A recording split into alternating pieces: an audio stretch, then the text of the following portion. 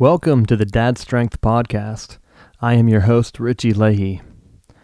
I had a wedding over the weekend. I was a groomsman. It was for my sister, and there were a lot of babies at this wedding. We have a pretty big family, and a lot of my cousins are married and starting to have children. My one cousin in particular just had twins, and her husband was asking about sleep. Now, when your baby is born at the hospital, most places are going to let you stay there for a little bit. You'll have a few days at the hospital to get acquainted with your new routine, which as a dad is going to be a lot of emotional support. You are the one who is going to be making sure that your wife, partner, is getting enough rest. And I probably said this before, but you want to make sure that when the baby sleeps, you are trying to sleep, especially if you don't have a job or a schedule, if you're on vacation, if you get Family Medical Leave Act time and you're home, try to sleep with the baby. It doesn't matter. If you're into sports like I am, on a Saturday night, watch the night game. If the baby's up, take some time, take one for the team, stay up, watch the football, keep the baby up, let your partner sleep. I can't stress this enough because as you're trying to become acquainted with the baby's schedule, you don't want it to mess up your schedule. If you're tired, it's going to do residual effects. It's going to build up. If the baby gets sick and you're already tired, you're going to be exhausted. So I slept anytime I could. And for the baby's not going to sleep through the night. Now, my number one tip is to keep it loud. And what I mean by that is, even starting at the hospital, you want to keep a loud environment. I made sure that if I was going to watch football or listen to music, I kept it at its normal volume. Now, some people will say, shh, there's a baby here. Quit talking so loud. No, keep your routine the same. And I'll tell you why. Because if you start doing things soft, you have to keep it that way. Your baby is going to become accustomed to sleeping at very, very low volume. And if something, say you have a neighbor pulling late, slams a car door, some other loud noise, that's going to wake the baby. And you do not want your child to wake up in the middle of the night. At a young age, the baby's going to wake up and they're going to want fed. So then again, your partner's getting up. They're taking the time. They're hanging out with the child yet again. And this is something that you do not want to do. So when I recommend to keep it loud, keep everything at its normal volume. If you listen to the TV extremely loud, you might want to make some adjustments. I don't mean you don't want to put your baby's hearing at risk, but keep everything else at its normal volume because you don't want to start work again, get back into your normal routine. I'm going to turn the TV on. It automatically wakes the baby because they weren't used to it for the first few weeks of their life. So at the hospital, our child was born on a Saturday. So when she was born, I had football on the whole weekend at its normal volume so that I could hear the game. Even late at night, the baby would fall asleep. I would hold it. I recommend skin-to-skin contact, and you'll hear that come up. Probably if you take a labor class or a birth class. And what that means is take your shirt off and let the baby get used to you, your smells, and form a bond, because that way they'll know, like, hey, you're safe. Another thing that I did was I got a stuffed animal, and I bought it before the due date. And I think this helped our daughter sleep, because what I did was I slept with it for like a month or two before she was born, because I wanted it to get my scent on it, sort of like a shirt that your girlfriend wears. She smells your odor or whatever. It's not odor. You really can't smell yourself. But anyway, the baby will know. and have your wife or partner do the same thing.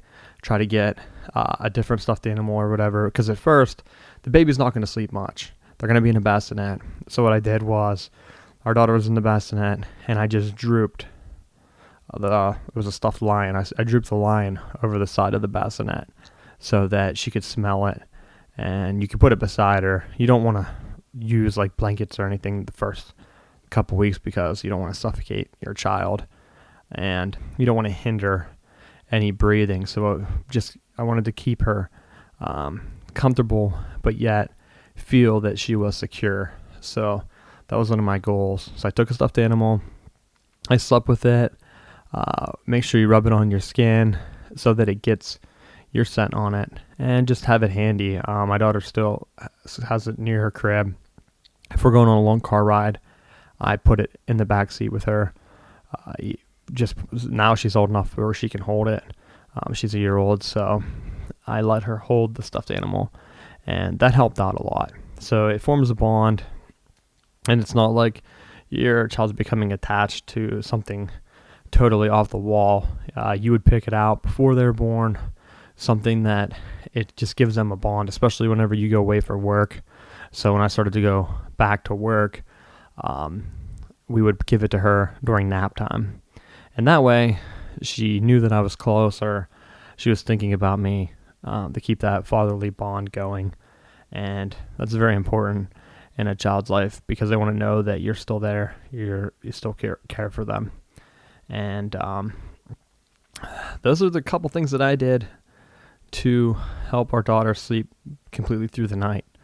And that's what I recommend. Also, I might have brought this up before, but do not let them sleep in your bed, at least not for long. The first couple of times, it might be okay to nap. When a child's first born, I think they went to bed every couple hours. Like, they slept a lot.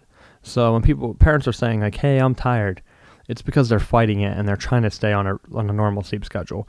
You're not going to be able to go to bed at 11 and sleep for 8 hours and wake up. There's no way, because the baby's going to wake up in the middle of the night. It needs fed every so many hours. So try to get into a groove, take an afternoon nap when the baby naps for a couple hours, and then sleep through the night. Switch on and off. I actually didn't get up through the night. I couldn't hear the baby cry. So I never woke. But that depends on each situation. So I wouldn't recommend doing that. But then again, when I was going back to work, I wasn't going to wake up anyway. So I wanted to make sure that we had a routine set, that I wasn't going to be the one to wake up. I didn't hear the baby in the first place, so it wasn't like it was ruining my sleep. But if I was going to have to go put in an 8-hour day, I didn't want the extra burden of having to go up. And since we were breastfeeding, it kind of worked out, because there's not really much you can do. She could pump, but she's waking up the pump anyway. So at that point, when the baby's young, she might as well wake up and just feed the baby. But I go back to the keep it loud. That's my number one recommendation. Keep everything normal.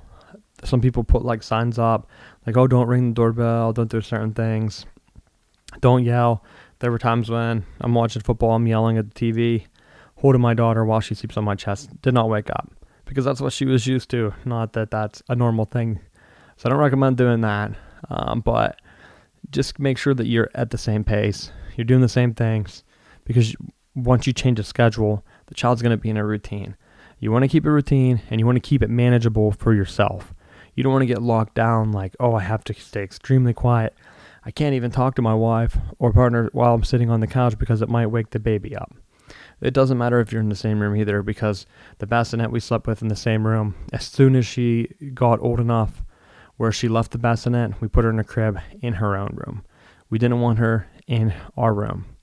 And we had friends who had their child sleep with them in their bed for a while, and then that became a thing. She wouldn't sleep unless she was in bed with them.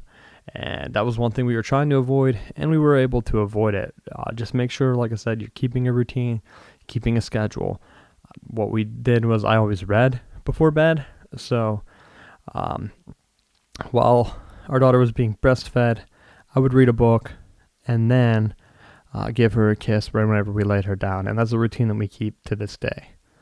Then that's something that, like, hey, it's bedtime. You want to go to bed. Because once they start moving around, they're going to want to fight the nap time. And so you just want it to have a comfortable routine, something that they're secure with and that they can keep going. So that's our topic for today, talking about helping a baby sleep. And I might have some other tidbits and come back to this later on. But number one, keep it loud. Stay with your normal routine. Don't try to get quiet or shush, because then you're going to have to live your life like that for a few months, and you don't want that.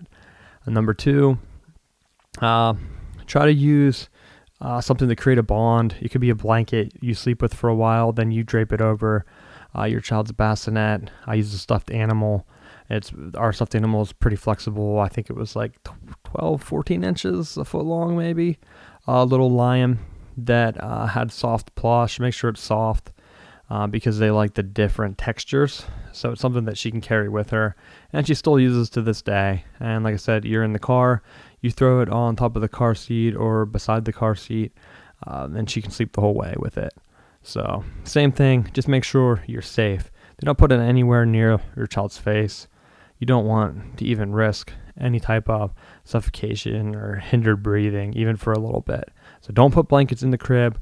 You're not putting it in the bassinet with them. You're just kind of draping it over the side so they can smell it, and it gives them a comfortable feel. As they get older and they're able to sleep with blankets and stuffed animals, then they already have a bond with it. You can go ahead and give it to them. And the third thing along with that is to just keep a routine. Try to start, if you're going to have, like, the child's going to nap a lot the first couple months. So get in the habit early. Start reading to them. Do the diaper change, do the feeding, do the reading, and rocking and put to bed. And that's something that you can keep as their naps get less and less. You're still doing the same routine. And at first it might seem like, wow, this is all I'm doing is reading and rocking the child to help my wife or partner out. But it works out because it gets less and less. And then you're still reading, and you can read. And I read like fables and fairy tales, like full stories to our daughter. I didn't want to read like baby books because I wanted them to get used to my voice, hearing me talk, and get exposed to a large vocabulary. And we also did a couple different language things, which I'm sure I'll come back to. So, but that's it for today. Keep it loud. Build a bond through a stuffed animal or blanket. Let them know you're sent, and keep a routine. And that's it for today. You have been listening to the Dad Strength Podcast with Richie Leahy.